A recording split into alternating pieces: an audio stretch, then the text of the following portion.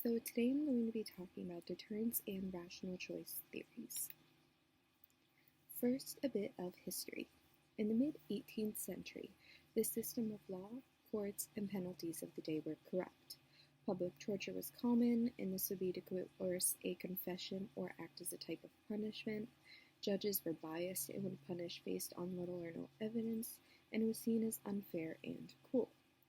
As a result, many people turned to religion and theology.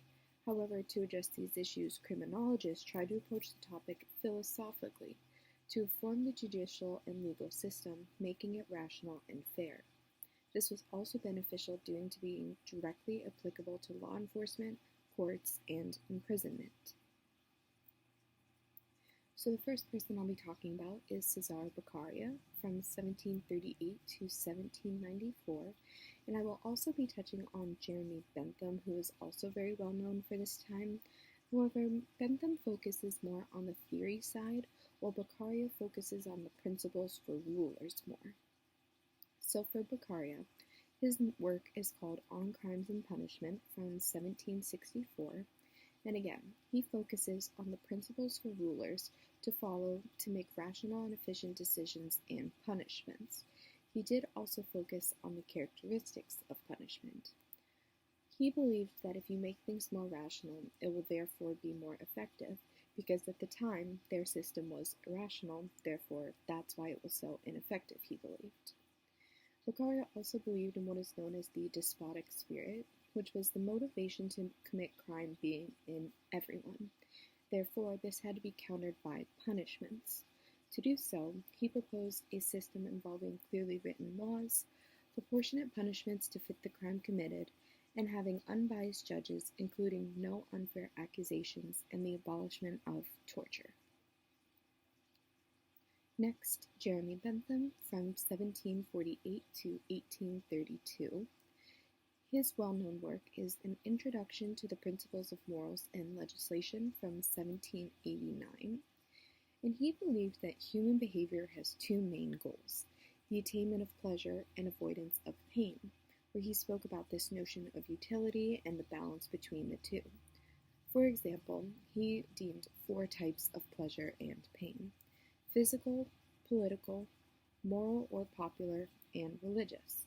So for example, physical pleasure could be the feeling of getting high from drugs, while pain would be getting caught trying to break into someone's home and getting injured by the owner, or for something like religion, the pleasure of possibly going to heaven versus the expected pain of hell. His theory did also include some informal sanctions by the self and social others, and especially with this notion of utility, it is the basis for what is rational choice theory.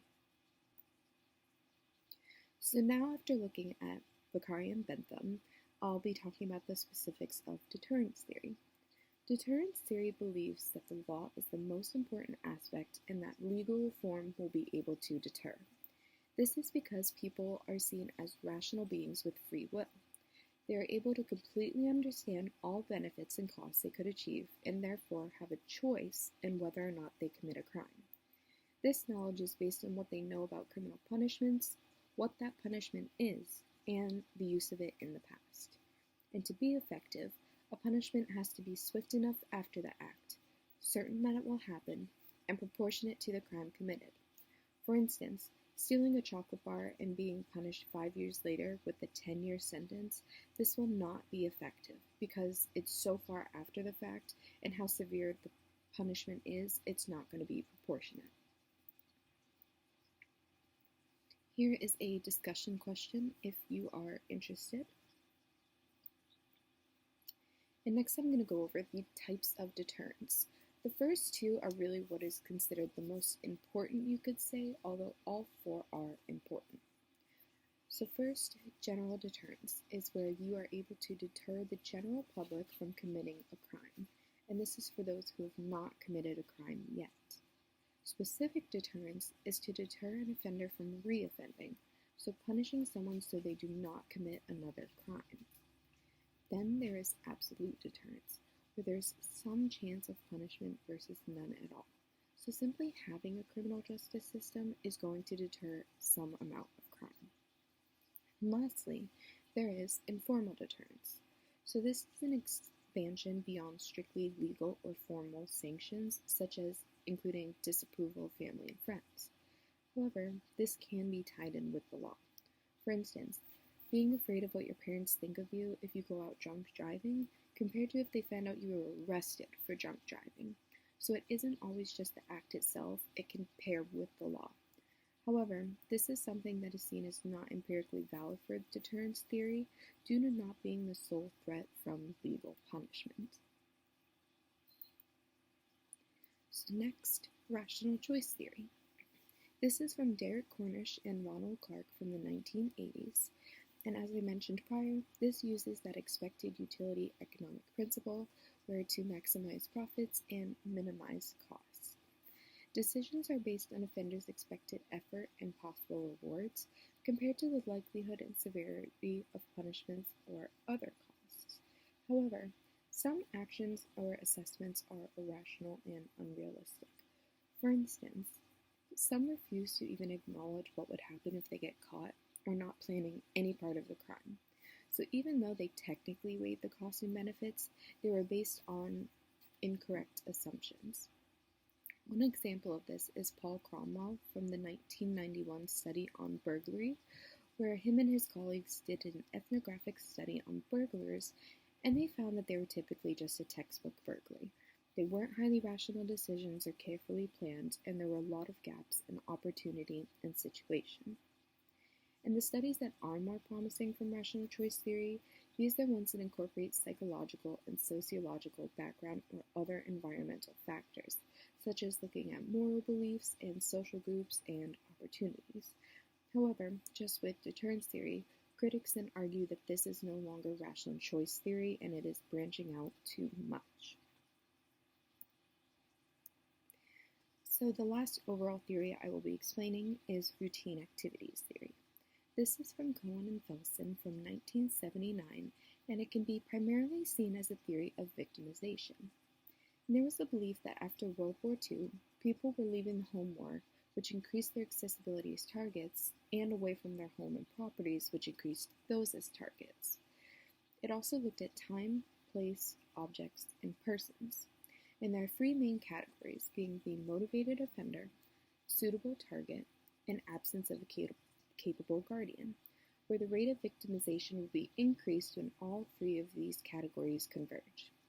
And guardians can be more than just police, and there can be other factors such as ease of theft through the weight of an item, difficulty of targeting an item, if it's really awkward to carry. Those factors come into play as well. This can also tie into the idea of criminal hotspots, which are areas that have a greater convergence of crime. So, for instance, by Sherman, Garton, and Berger from 1989, this was a study done in Minneapolis where it was found that 3% of all locations in the city and in police call data reports came from a few specific locations. They weren't able to specifically state why, but they were able to tie it to the convergence of victims and offenders in the absence of capable guardians. And to better prevent crime, there were certain proposed ideas.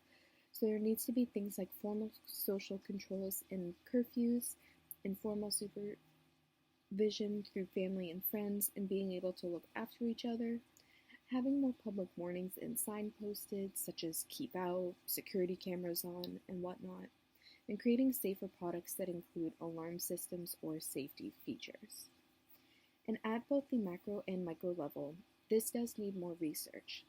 So it is lacking in studies related to the motivated offender, because several of the mentioned studies assume that the motivated offender is universal.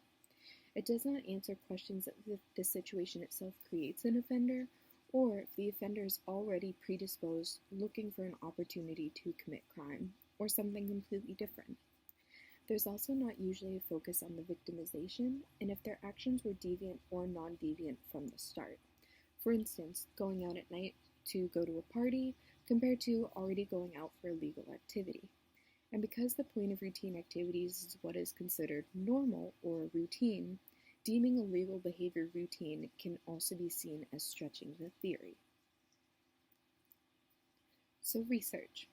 Research has been pretty rare until the 1960s in looking at empirical studies testing all of these theories, with most studies focusing on the severity and certainty aspects, with severity being the most focused on. So it was seen that the actual or perceived threat of formal punishment had a correlation with a deterrent effect beyond informal controls, but it was low. And in macro-level tests by Pratt and colleagues, deterrent-specific variables such as increased police size or arrest ratios, these were some of the weakest predictors compared to other social factors in informal social controls when looking at deterrence research in general. Certainty does seem to have the biggest effect, though still small to modest, compared to more promising results of criminal or deviant behavior and peer effects in social control. So what are the policy implications? This can include things like the abolishment of parole, ending good time reductions, and longer sentences for drug and violent offenses. This can also include different programs such as boot camps, Get Tough programs, and Scared Straight, where again a lot of the focus is on the severity aspect, trying to scare people, toughen them, give them a wake-up call. Several of these programs also follow a shock incarceration or shock probation style, which is where there's a small prison time, but then they complete their sentence in probation. And for example, something like military-style boot camps, this is something that can teach strict discipline and specific drills to build self-control, but also act as a deterrent. However, this is not shown as effective in reducing recidivism, where for the boot camps, although the people in them tended to have better behavior while in the program, it did not reduce recidivism afterward. One example of this is the 1978 Scared Straight program. This is based in the Rahway Maximum Security Prison in New Jersey.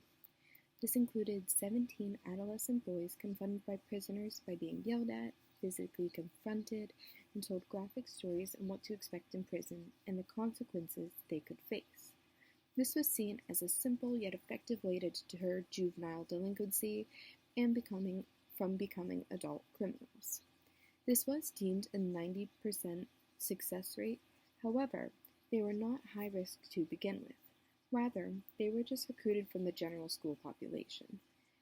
Even so, a follow-up study found that juveniles committed 4 times as many offenses as the control group that did not participate, possibly because now the adolescents were exposed to a group they normally would not have been.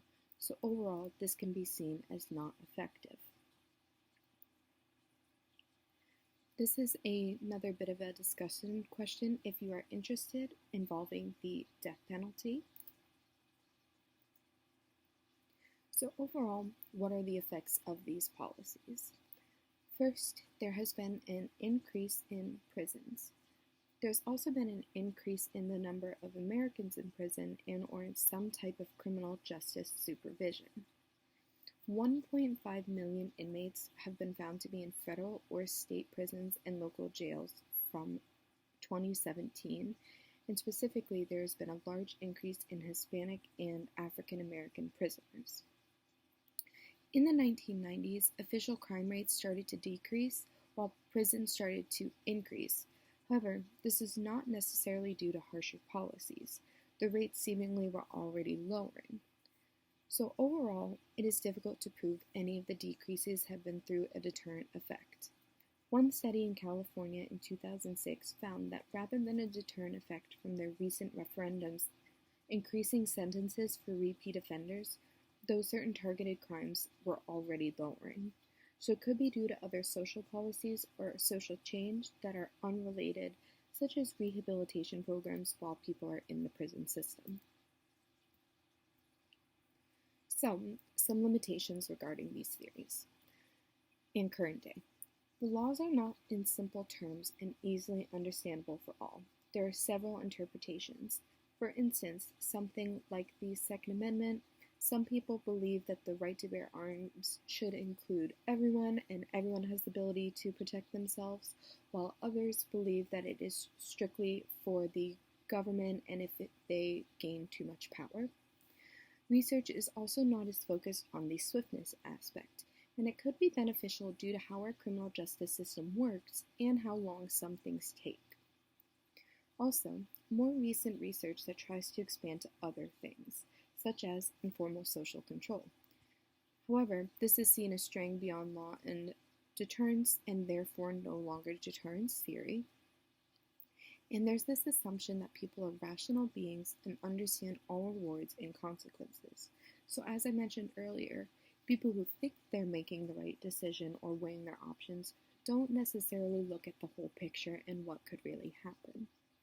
And lastly, the focus is on legal reform, not an explanation of criminal behavior. Because everyone is deemed as having the possibility of committing crime, these theories focus on legal reform, not explaining why people commit crime. It is just seen as a given. Here are the last set of discussion questions. And so, moving forward, there should be a focus more on empirical research and policy implications rather than subjective opinions. For instance, things like the Scared Straight programs or Get Tough programs, these were not effective, but it's still used to this day due to people liking the idea of it and the retributional aspect. It should also be taken into account individual factors when looking at punishment, such as prior arrests, the types of crime committed, and the motives. There should be more studies on the swiftness aspect, because our system is slow and can take time, so we need to really understand how much of an effect this has as well. And lastly, like newer and updated deterrence theory promotes, looking more at social factors and informal deterrence. These seem to be showing the more promising results, and it would be noteworthy to consider them more. And here are my references.